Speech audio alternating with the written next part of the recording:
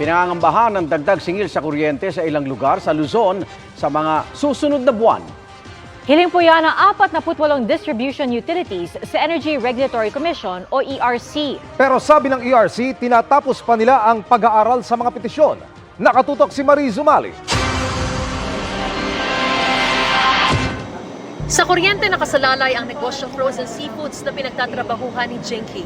Sa 5 freezer na meron sila, bukod sa iba pang appliances, umaabot na sa halos 42,000 pesos ang electric bill nila kada buwan.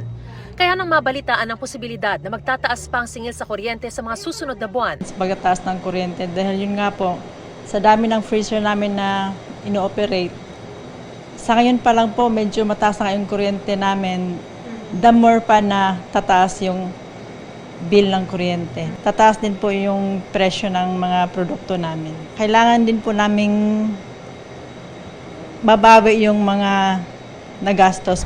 Pati ang may bahay na si Nanay Christy nangangamba sa nakaambang taas singil sa kuryente, lalo't ngayon pa lang daw, inaabot na ng 9,000 piso ang kanilang bill kada buwan.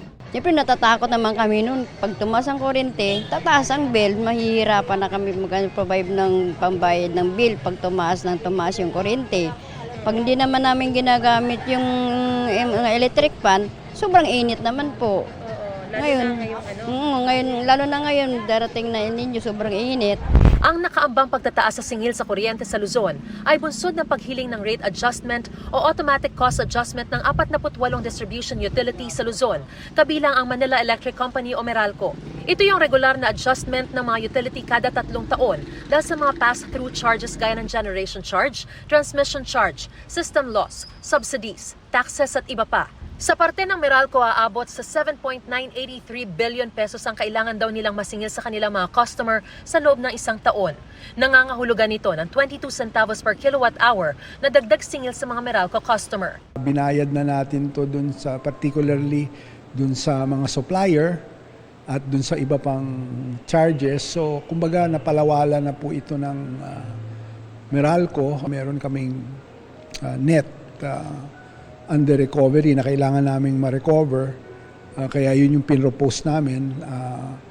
But then, of course, titingnan pa yan ng regulator to determine what we filed. I-evaluate natin yan. Masyadong mabigat yan. Hindi naman, ang ERC naman pag nag-approve din ng adjustment, and this is what has happened before, hindi naman yan isang bagsak kung ibibigay man. So kung may pagbibigyan ng adjustment na upward, usually dinedefer yan over a certain period. 2 years, 3 years, ganyan. Pero ayon sa ERC, hindi naman daw nangangahulugang taas singil agad sa kuryente ang resulta ng hiling na automatic cost adjustment ng 48 power distributor.